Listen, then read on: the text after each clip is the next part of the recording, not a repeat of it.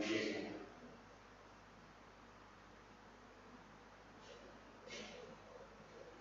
Vande Mataram online class में आपका स्वागत है। हम पढ़ रहे political science BA second year. पहले आपने पढ़ा तुलनात्मक शासन, जो प्रथम पत्र जो आपका है पेपर, उसमें आपने तुलनात्मक शासन विकास, उसके बाद ब्रिटिश का जो संविधान है उसके बारे में पूरा पढ़ा।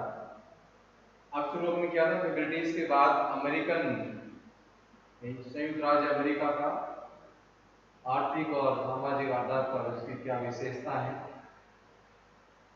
उसने अपने सामाजिक व्यवस्था साथ साथ आर्थिक व्यवस्था। अब बात करते हैं अमेरिका के संविधान की। उस संविधान का उदय कैसे हुआ?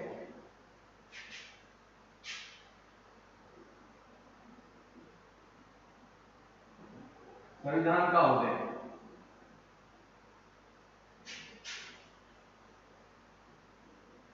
संयुक्त राज्य अमेरिका का उदय की अगर बात करते हैं, जिस प्रकार ब्रिटिश संविधान की बात की थी कि परंपराओं के आधार पर उस संविधान का उदय हुआ, तो ये भी कोई भी जो नया निर्मित संविधान नहीं, बल्कि लगभग इसका जो संघर्ष की बात कर रहे हैं, 150 वर्षों से इसका संघर्षों के बाद इस संविधान का उदय हुआ था।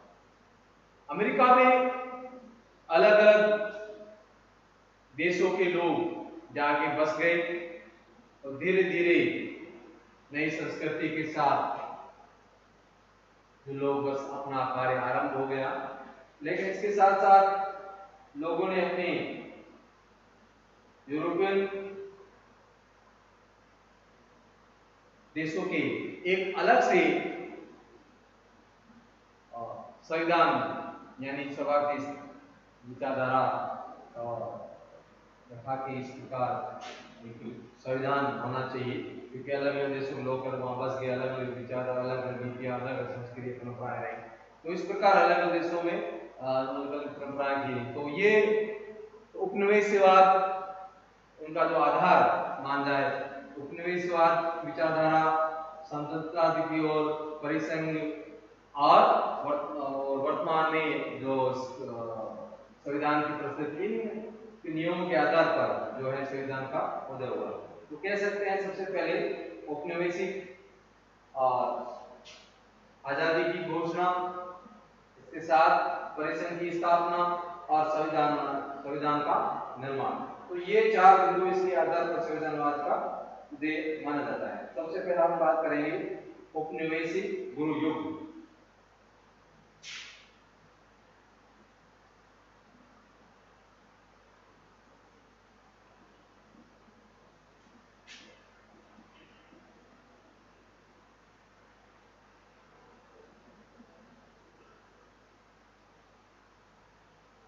अमेरिका में जैसा कि आपने बताया, अमेरिका अलग अलग देशों के लोग जाके बस गए। तो लेकिन आज की तारीख में अगर अमेरिका की बात करें, विश्व का सर्वाधिक शक्तिशाली में आता है, लेकिन वो लोकतंत्र उस उपनिवेश जो युग था उसमें अमेरिका की जो शक्ति का बात करें वो इतना प्रबल नहीं थी। लेकिन वहां धीरे धीरे लोग आगे बढ़ के, सबसे ज्यादा लोग तो अंग्रेज लोग थे। लेकिन 1400, मैंने आपने शुरू में बात की थी, 1442 में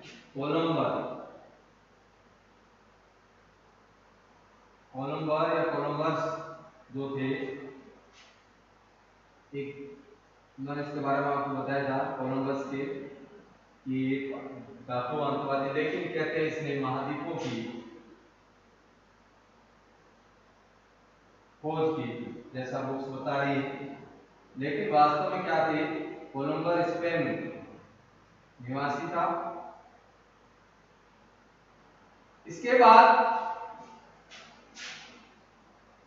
यूरोप के रास्ते खुल गए और ये लोग अमेरिका में जाके बस गए,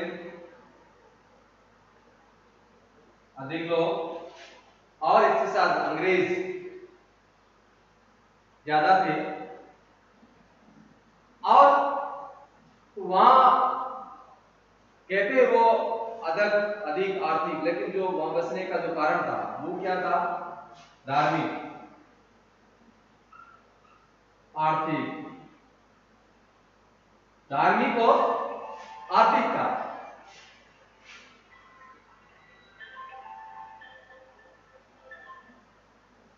धार्मिक और आर्थिक, तो इसके साथ साथ जो लोग थे वो व्यापार में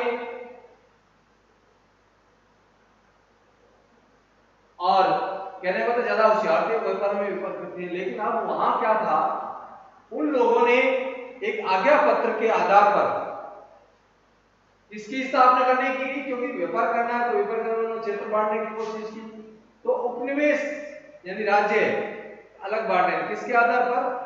सम्राट से, इसलिए उपनिवेश युद्ध कहा जाता है सम्राट से। परंतु जिस प्रकार भारत देश में सम्राट से धीरे धीरे परमिशन लेती गई, कंपनी जो ब्रिटिश कंपनी धीरे धीरे लेती गई, उससे क्या है कि सम्राट ने जैसे ये है कि फिर धीरे धीरे उन्होंने अलग अलग राज्यों में अपना क्षेत्र आरंभ कर दिया। पहले व्यापार में, फिर उसने सैनिक में, फिर आंतरिक मामलों में, इस प्रकार पूरे भारत देश में उन्होंने कब्जा कर लिया। तो वहां क्या था, आर्थिक और धार्मिक के आधार पर उन्होंने और एक उपनिवेश यानी वहां व्यापार करने के लिए किसका क्या ले लिया? आज्ञा पत्र। किससे लिया? सम्राट से। और तो सम्राट ने 13 उपनिवेश बना दिए। कितने?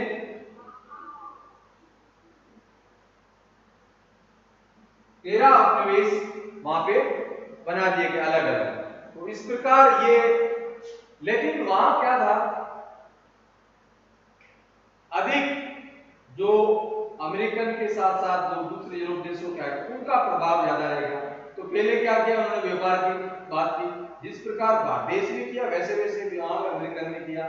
फिर उन्होंने धीरे धीरे उन मामलों में यानी आंतरिक मामलों में भी उन्होंने हस्तक्षेप करना शुरू कर दिया। तो महत्वपूर्ण प्रशासनिक मामले थे और साथ में सैनिक मामले थे, उन मामलों में उन्होंने कब्जा करना शुरू हो गया। इससे क्या हुआ कि जो उपनिवेश के जो लोग थे उसमें बीच में धीरे धीरे तनाव की स्थिति बढ़ने लगी। इस प्रकार जिस प्रकार भारत देश में तो इस वहां इस जो आजादी की, जो अमेरिकन की आजादी की, लेकिन 1792 के जो उसकी घोषणा की थी उसके बारे में हम पढ़ेंगे। लेकिन ये परिस्थितियां आरंभ हो गई। तो आगे का अपना बिंदु बात करते हैं कि स्वतंत्रता की घोषणा कैसे।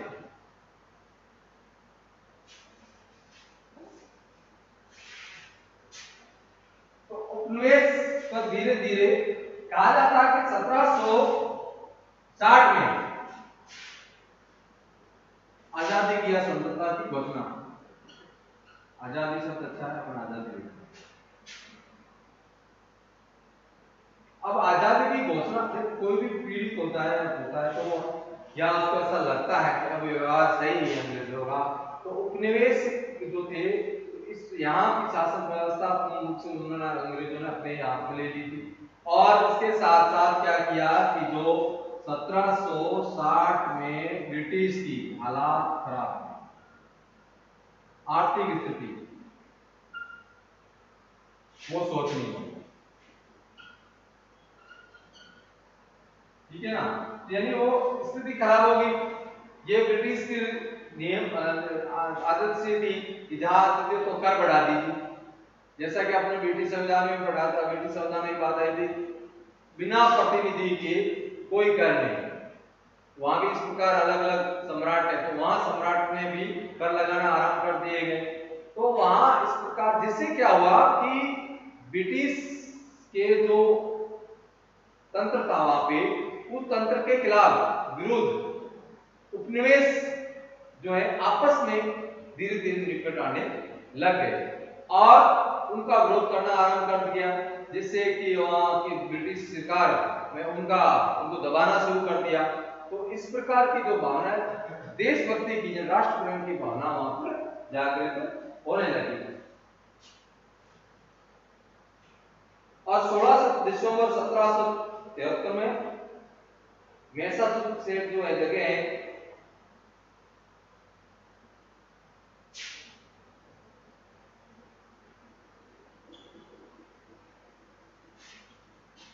बोस्टन नगर में एक सभा का आयोजन किया गया। कब किया गया?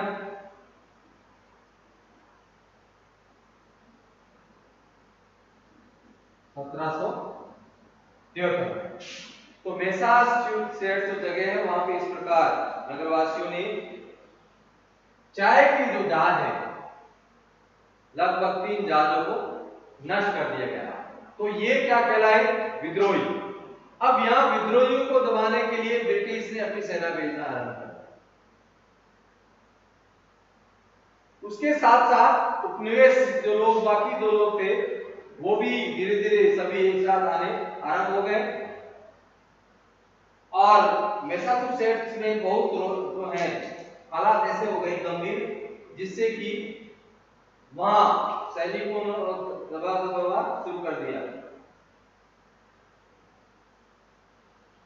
तो इस प्रकार जो हालात है उपनिवेशों के जो हालात है प्रतिनिधि 5 सितंबर 1774 में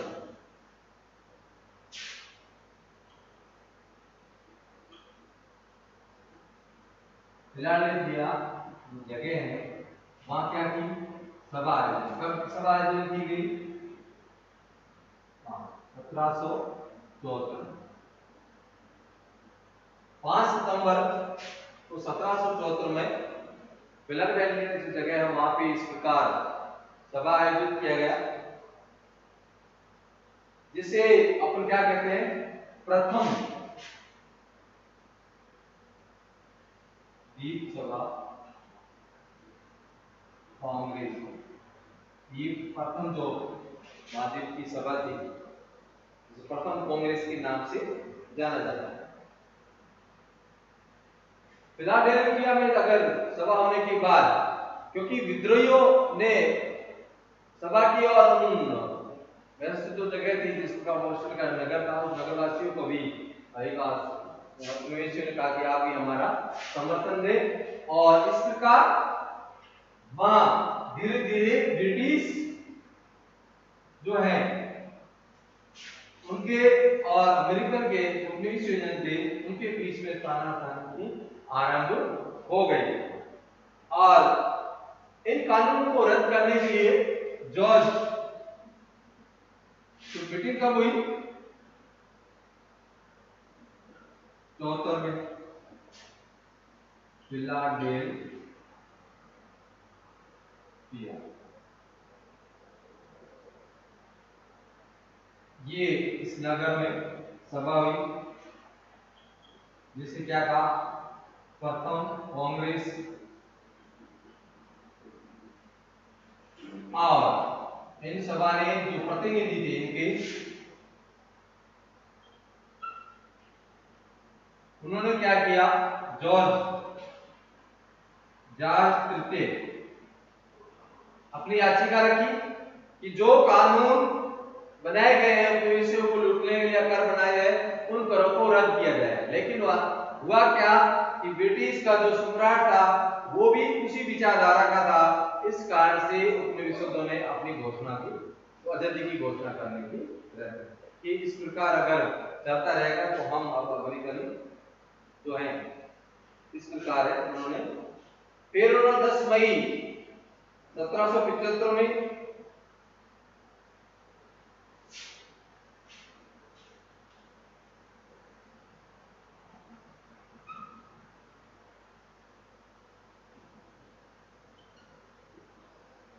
फिर सभा की और इस बीच में भी अमेरिकन ने क्या ब्रिटिश ने क्या किया जो अमेरिकन की जो सेना थी महाद्वीपों की दोबारा इस प्रकार उन्होंने सभा रद्द कर दिया तो दोबारा फिर उन महाद्वीपों ने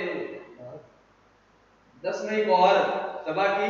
लेकिन उस सभा के बाद भी ब्रिटिश सरकार ने अमेरिकन की जो उपनिवेशों की जो सेना था उसका प्रमुख जॉर्ज वॉशिंगटन को वहां का सेनापति नियुक्त कर दिया गया। इससे ये उपनिवेशों को भी विश्वास हो गया कि अब जो है युद्ध की घोषणा कर लेनी चाहिए और इस प्रकार आपसी जो युद्ध चला युद्ध चलने के 6 साल जो युद्ध चला 6 महीने युद्ध चला 6 के बाद जो है कार्डिनस जो सेनापति था उसकी पराजय होती है और उपनिवेशों की जीत होती है। उसके बाद से ब्रिटिश जो है वो विरोध में हो जाते हैं और जॉर्ज तृतीय ने जो है इसे आश्वासन दिया कि नई सरकार में आपको आजादी आजादी की घोषणा उन्होंने कर दी क्योंकि उपनिवेशों की जीत हो गई थी।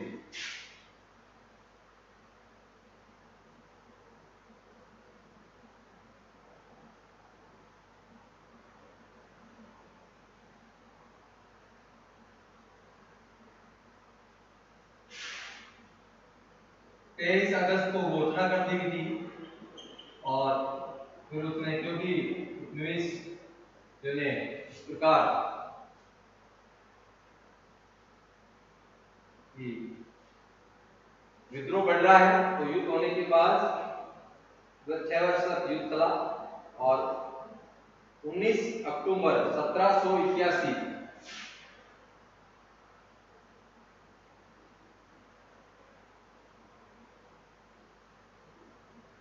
जो है उपनिवेशों की विजय हो गई, जिससे कि है कि जो ब्रिटिश सेनापति था कॉर्नवालिस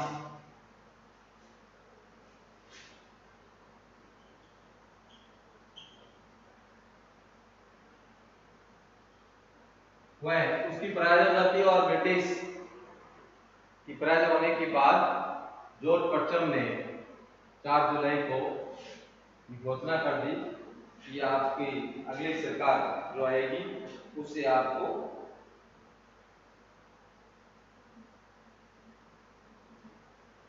नई सरकार गठित होते ही आपका नहीं उनको मान्यता दी जाएगी। इस प्रकार ये स्वतंत्रता की घोषणा होगी। अब आता है घोषणा होने के बाद कि परिसंघ बनाया जाए, लेकिन परिसंघ में अलग अलग चीजें सामने आया, विरोधाभास, क्योंकि जब भी इस प्रकार का देश की अपना जो संविधान बना वहां भी जो संविधान सभा में इस प्रकार की धारणाएं सामने आई, यानी युद्ध होने के बाद 1783 में संधि हो गई और उसके बाद परिसंघ की बात आरंभ हो गई।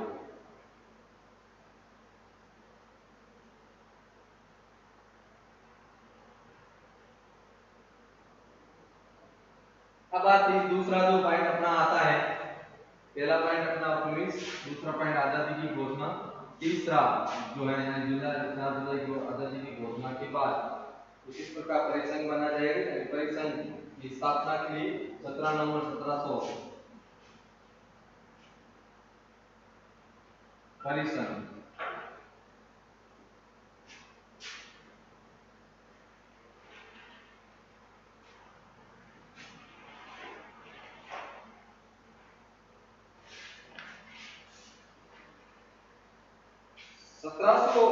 में परिसंघ की स्थापना का प्रस्ताव इस प्रकार उन्होंने रखा था और 1781 में परिसंघ की स्थापना हो गई और परिसंघ आरंभ होते ही,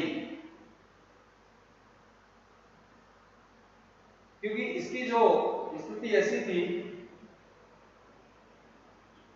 इस ये शासन करने की परिस्थिति निर्बल थी और इसलिए संविधान जो है मांग की अनुभव होती जा रहा था कि अभी संविधान की बना जाए। तो वर्तमान संविधान का निर्माण कैसे हुआ और किस प्रकार उन्होंने अपना संविधान का निर्माण किया, तो सबसे पहले जो चौथा जो बिंदु था, इस आधार पर संविधान का ही वर्तमान संविधान का निर्माण।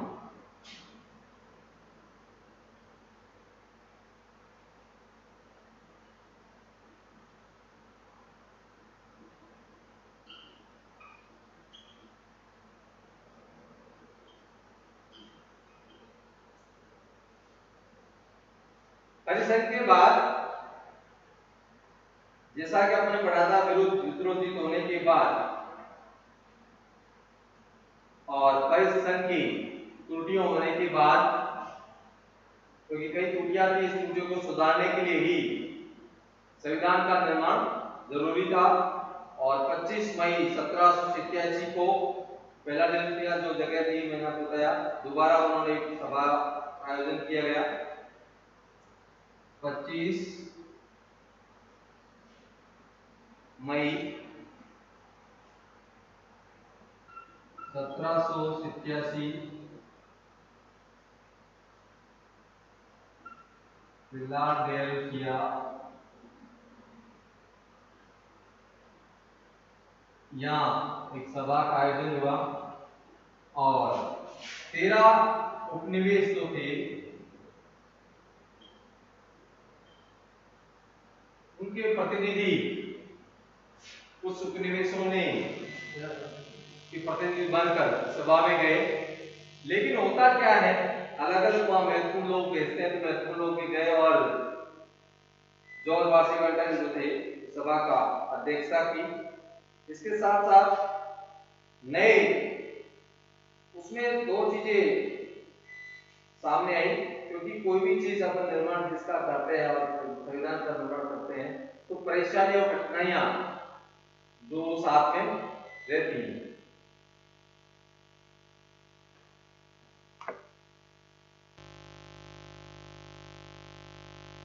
तो इस प्रकार संविधान यानी 25 मई को 1787 में एक सम्मेलन आयोजित किया गया और वहां अलग अलग प्रतिनिधि उपनिवेश होके पहुंचे।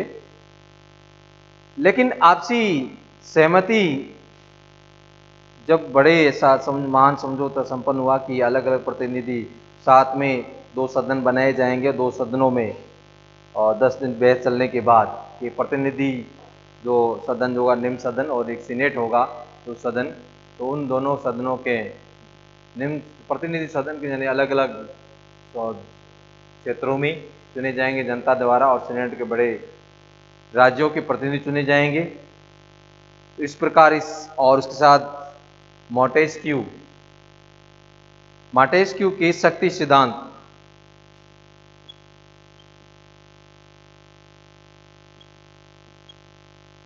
सिद्धांत को लिया। शक्ति विभाजन जो था सिद्धांत था, शक्ति विभाजन उस सिद्धांत को लिया जिससे कि शक्तियों का विभाजन किस प्रकार किया जाएगा। तो उसके साथ साथ लेकिन वहां क्या होता है कि 26 जुलाई 1787 तक संविधान के सिद्धांतों सहमति हो गई, लेकिन बीच में उन्होंने कुछ समर्थक थे, कुछ उससे असमर्थक थे, असहमति भी दिखाई। लेकिन 26 प्रस्तावों के बाद 15 सितंबर 1787 को ये प्रारूप तैयार कर लिया गया। अब यहां समर्थक के बीच में भी अधिकार पत्र को लेकर बहस हो गई।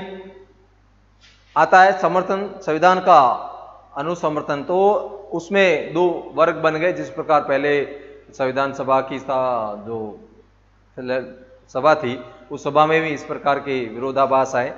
अब यहाँ कुछ समर्थक थे संविधान के, कुछ असमर्थक थे। उसमें यह था कि अधिकार पत्र को लेकर कि अधिकार पत्र अगर पारित हो जाता है तो हम इस चीज को समर्थन करेंगे। तो बहस होने के बाद धीरे धीरे संघवादियों ने भी कुछ संघ के पर समर्थन उन्होंने कहा कि जैसे ही नई सरकार बनती है उसके साथ ही हम संघ के समर्थकों ने अधिकार पत्र की भी बात का घोषणा कर देंगे। तो विरोधियों ने भी केंद्र सरकार के समर्थन में जो है क्या इस प्रकार नई सरकार जो 4 मार्च 1789 से आरंभ हो गई और विश्व का लिखित और साथ में ब्रिटिश को जो संसदीय प्रणाली को से अलग आध्यात्म जो था उन्होंने उस प्रणाली को नहीं अपनाया, लेकिन अध्यक्षात्मक जो प्रणाली है राष्ट्रपति सर्वोसर्वा होता है उस प्रशासन व्यवस्था को अपनाया गया। तो इस प्रकार संविधान का उदय ब्रिटिश की संविधान से अलग एक लिखित और सबसे प्रथम जिसे लिखित संविधान के नाम से जाना जाता है और सबसे कठोर संविधान अमेरिका का 1799 में संविधान लागू किया गया। और वर्तमान में जो सरकारें चल रही हैं 1773 से लेकर बीच में 1799 के बीच में जो संघर्ष हुआ और संघर्ष में जिस संविधान का निर्माण हुआ उसके आधार पर ही सरकार चलाई जा रही है। तो वहां संसदीय प्रणाली न होकर अध्यक्ष प्रणाली अपनाई गई है जिसमें राष्ट्रपति चुना जाता है। यानी 1787 से निर्मित 1787 से बीच में जो संघर्ष हुआ, जो संविधान बना,